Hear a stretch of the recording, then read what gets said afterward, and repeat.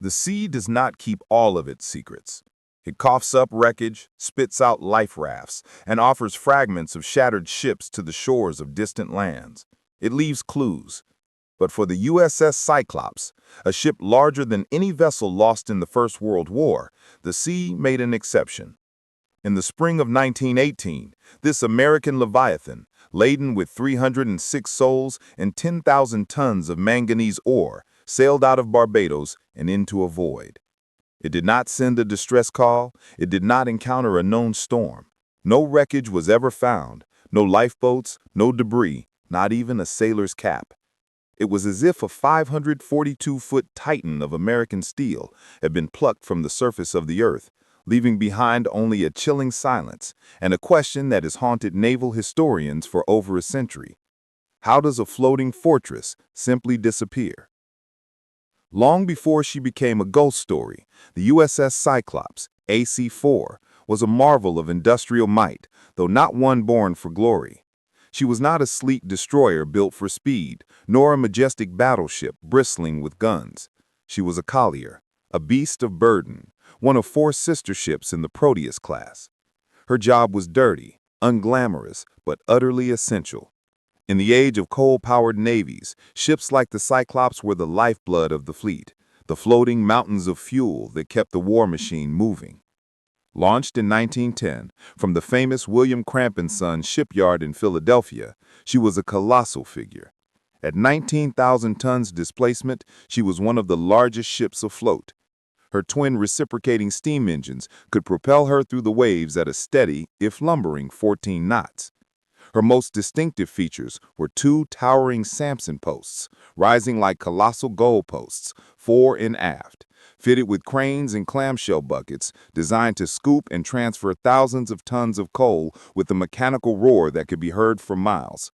She was a workhorse, a symbol of America's growing industrial and naval power, a testament to the idea that brute force and logistical supremacy would win the new mechanized wars of the 20th century. Her early career was as routine as her purpose. She ferried coal to American naval stations along the East Coast and in the Caribbean, a familiar, reassuring presence in ports from Norfolk to Guantanamo Bay. She aided Mexican refugees during the civil unrest of 1914 and served as a reliable, if unremarkable, asset to the Atlantic Fleet. The sailors who served on her were a mix of career navymen, raw recruits, and merchant mariners. Men accustomed to the hard, grimy work of managing coal and the monotonous rhythm of long sea voyages. But the ship had a personality, a soul forged in steel and steam, and at its heart was a man as peculiar and controversial as the vessel's eventual fate. His name was Lieutenant Commander George W. Worley. Worley was not a man who inspired easy affection. To his supporters in the naval bureaucracy, he was an efficient, no-nonsense commander who ran a tight ship. To many of the men who served under him, he was a tyrant. Over 6 feet tall, with a commanding presence and an imperious demeanor, Worley was infamous for his explosive temper and his habit of riding his officers and crew relentlessly. He was known to walk the decks in his pajamas, berating anyone whose work displeased him. Stories of his eccentricities were legion. He reportedly kept a pet parrot and would sometimes make decisions based on the bird's squawks. He alienated his executive officer, and the wardroom, where the ship's officers dated and socialized, was often thick with the tense, unhappy silence. The tension was compounded by a secret Worley carried, a secret that became a dangerous liability when the United States declared war on Germany in April 1917. George W. Worley was born George Wickman in Prussia. He had immigrated to the United States as a young man, changed his name, and built a life for himself, eventually joining the Naval Auxiliary. But in the grips of wartime paranoia and anti-German hysteria, his heritage was a stain he could not wash away. Rumors swirled among the crew. Some whispered he was a spy, a sympathizer to the Kaiser's cause, waiting for his moment. These were whispers he could not quell no matter how loudly he shouted his orders. When America entered the war, the Cyclops was given a new, vital role. She was commissioned into the full U.S. Navy and tasked with supporting not just American ships, but the fleets of their allies. Her mission was critical. Sailed to the South Atlantic, refuel the British ships patrolling those crucial sea lanes, and transport vital raw materials back to the United States. In late 1917, she steamed south, a giant on a vital errand, her holds filled with supplies, her captain's heart filled with secrets, and her destiny waiting in the warm, placid waters of the Western Atlantic. The journey to Brazil was uneventful, a long, monotonous passage across the equator. The sun beat down on the steel decks, and the engines thrummed a constant, hypnotic rhythm. In January 1918, the Cyclops arrived in Rio de Janeiro, a city of breathtaking beauty, its emerald green hills and sparkling bays a stark contrast to the grim Great War raging across the Atlantic. Her primary mission was to refuel the British ships of the South Atlantic Squadron, a task she performed with her usual mechanical efficiency. But her return journey would be different. Instead of coal, her vast cargo holds were to be filled with a substance far denser, far heavier, and potentially far more dangerous: manganese ore. Manganese was a critical component in steel production, essential for manufacturing the munitions, cannons, and armor plate needed for the war effort. The mines of Brazil were a key source for the Allied powers. The task of loading the Cyclops began. Day after day, under the blazing Brazilian sun, local laborers and the ship's crew worked to transfer 10,800 long tons of the black, powdery ore into her holds. The air filled with the fine metallic dust that coated everything: the decks, the rigging, the sailors' sweat-soaked skin. It was heavy, unforgiving stuff. A cubic foot of manganese ore weighed nearly 3 times as much as a cubic foot of coal. This seemingly simple fact was a critical detail. The Cyclops had been designed to carry coal, a relatively light, bulky cargo that filled her holds. The dense manganese ore, however, occupied far less space for the same weight. When fully loaded, the bulk of the ship's mass was concentrated deep in her belly, a dense, low-slung weight that would fundamentally alter how the ship behaved in the water. It would make her roll differently, react to waves with a sluggish, dangerous momentum.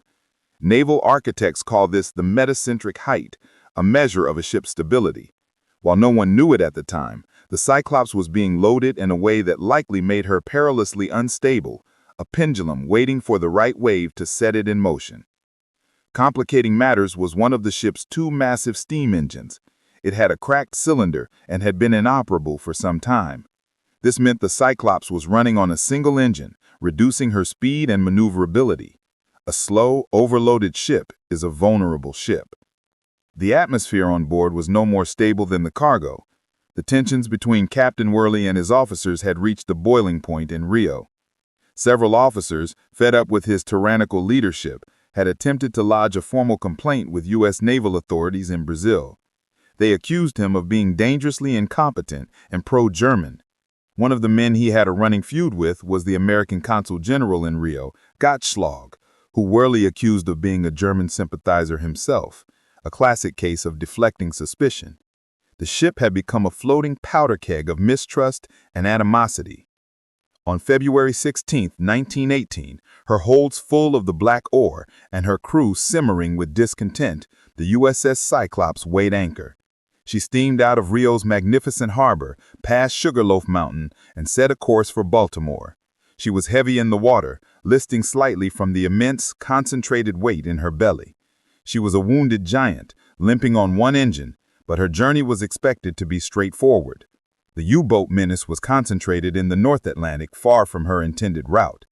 The weather report showed nothing but the calm, predictable seas of the late winter tropics.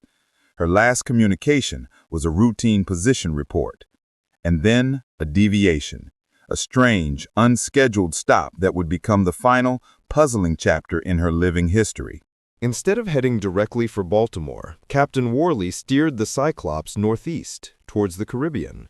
On March 3rd, the ship anchored in the turquoise waters off Bridgetown, Barbados. This stop was not on the itinerary. The official reason Worley gave was that he was short on coal and needed to take on more supplies to safely reach his destination. This excuse was immediately suspect. The Cyclops, a collier, was designed to carry thousands of tons of coal for her own use, far more than needed for a simple voyage home. To claim he was running low was, to a naval observer, absurd. The stop in Barbados raised eyebrows, and in the years to come, it would become a focal point for conspiracy theories. Why did he really stop? Was he meeting someone? Passing on information? Was it an act of sabotage, a deliberate delay? Whatever the reason, the ship's brief visit to the British colony provided the world with its last confirmed sighting of the USS Cyclops and her crew. The American consul in Barbados, a man named Brockhost Livingston, met with Captain Worley. His report of that meeting would later become a chilling piece of the puzzle. Livingston described Worley as a changed man. The usually blustering, arrogant captain seemed agitated, furious. He spent most of their meeting condemning his own officers, ranting about conspiracies, and accusing the crew of being against him. Livingston's most damning observation, however, was about the cargo. He noted that the ship was loaded to the absolute brim, with the manganese ore piled so high that the waterline was almost submerged. He also relayed a message from Worley to the Navy Department: "Weather fair, all well." On the morning of March 4, 1918, the USS Cyclops steamed out of Bridgetown. The local harbor master watched her go, a black silhouette against the rising sun. She was a ship laden not just with ore, but with hatred, paranoia, and mechanical trouble. She set a course north-northwest, her single engine pushing her slowly towards home. She was last visually sighted by the molasses tanker Amulco the next day, appearing to be struggling in seas that were becoming choppy, but were by no means a storm. The Amulco's crew saw her, noted her, and sailed on. They were the last human beings known to have laid eyes on the USS Cyclops. The ship was scheduled to arrive in Baltimore on March 13th. March 13th came and went. There was no sign of the Cyclops. At first, there was no alarm.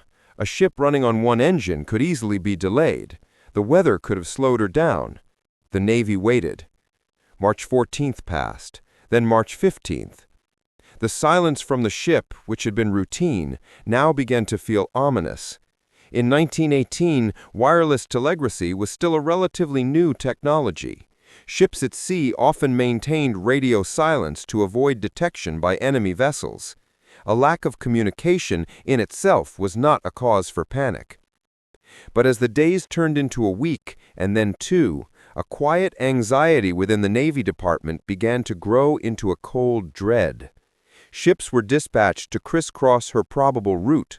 Search planes, primitive by modern standards, took to the skies from coastal bases, their pilots scanning the vast, empty expanse of the Atlantic. They were looking for anything: a slick of oil, a field of debris, a floating lifeboat, a body. They found nothing. Absolutely nothing. The search area was enormous, a swath of ocean stretching from the Caribbean to the coast of Virginia. The searchers were looking for a 542-foot ship, a vessel longer than a football field and a half. Yet the ocean, in all its indifference, offered no clues. It was as if the sea had simply opened its mouth, swallowed the ship whole, and closed again without a ripple. By April, the Navy knew it was facing an unprecedented mystery. The USS Cyclops was officially declared lost. The announcement sent a shockwave through the American public.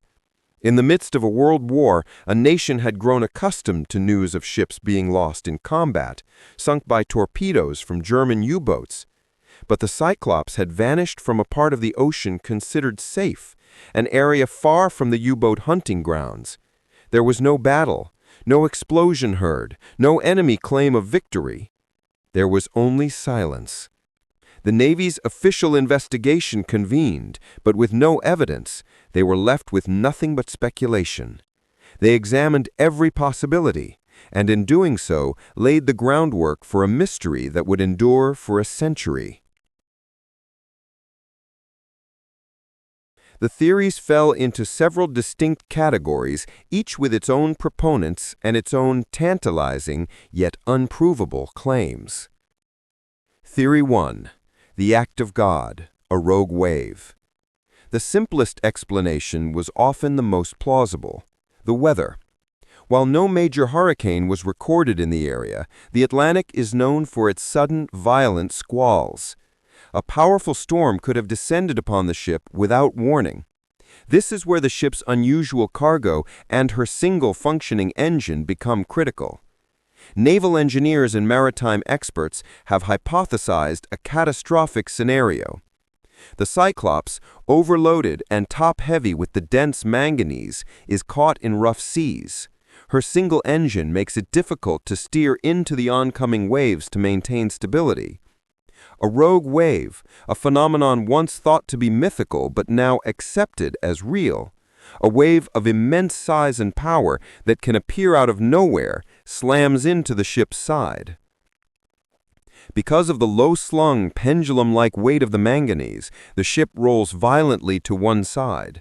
The cargo, which may not have been properly secured, shifts. Thousands of tons of rock and dust slide to the low side of the holds. The shift is instantaneous and irreversible. The ship's center of gravity moves so far off kilter that she can no longer right herself. She continues to roll, capsizing so quickly that there is no time to launch lifeboats, no time to send a wireless distress signal. The massive steel structure, now upside down, fills with water and plunges to the bottom in a matter of minutes. The 306 men on board would have had no warning and no chance. This theory is clean, scientific, and accounts for the lack of debris and the suddenness of the disappearance. It remains the most likely explanation in the eyes of the U.S. Navy. Theory 2. The act of man, treachery, and mutiny. The shadow of Captain George W. Worley, or Wickman, looms large over the second set of theories. Could the ship's Prussian-born captain have been a German agent after all?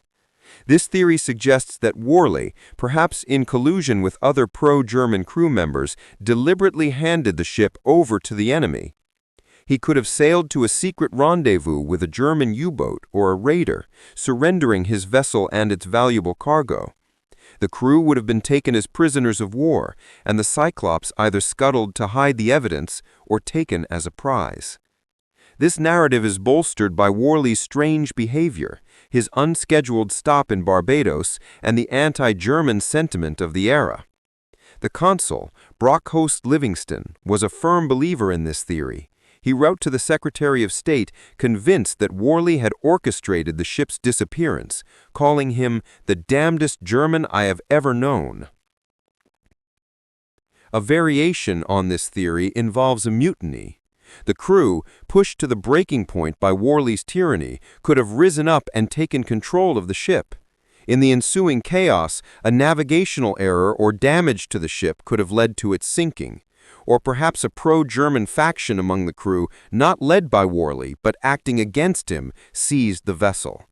The lack of evidence makes this pure speculation, a sea story born from the high tensions aboard the ill-fated vessel. Theory 4. Structural failure. The Cyclops and her sister ships were of a new design. Was there a fundamental flaw in their construction? Perhaps the strain of the overloaded cargo, combined with the relentless pounding of the sea, caused a catastrophic structural failure. The ship's hull could have simply cracked open, leading to a rapid sinking. This theory gained significant traction years later when, during World War II, two of the Cyclops' three sister ships, the USS Proteus and the USS Nereus, also vanished without a trace in the same region while carrying similarly dense cargoes of bauxite ore. The coincidence is staggering. 3 out of 4 sister ships, all lost in the same patch of ocean under similar circumstances. This points strongly towards a design flaw, a fatal weakness in the Proteus-class ships when loaded with heavy, dense materials that put an unbearable strain on their longitudinal support beams. The ships may have simply broken in two and plunged to the depths.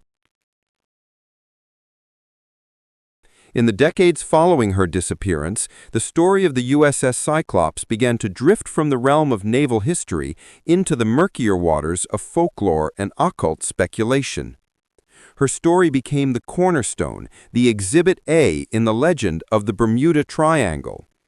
In the 1950s and 60s, writers and occult enthusiasts began to draw lines on a map connecting Bermuda, Miami, and Puerto Rico, claiming that this triangular patch of ocean was a paranormal hotspot responsible for a mysterious number of disappearances of ships and aircraft. The Cyclops was their poster child.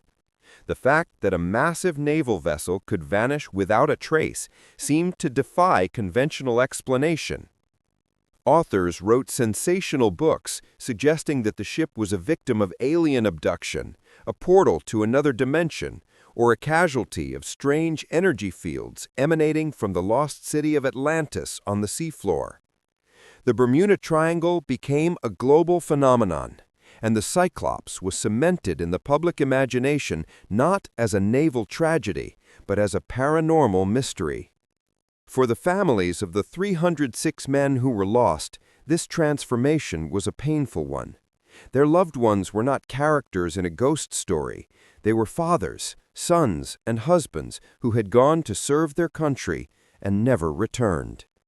They were men like William M. Gibbs, a young sailor from Virginia, John C. Decker, a seasoned officer from New York, and the ship's chaplain, the Reverend C.S. O'Neill.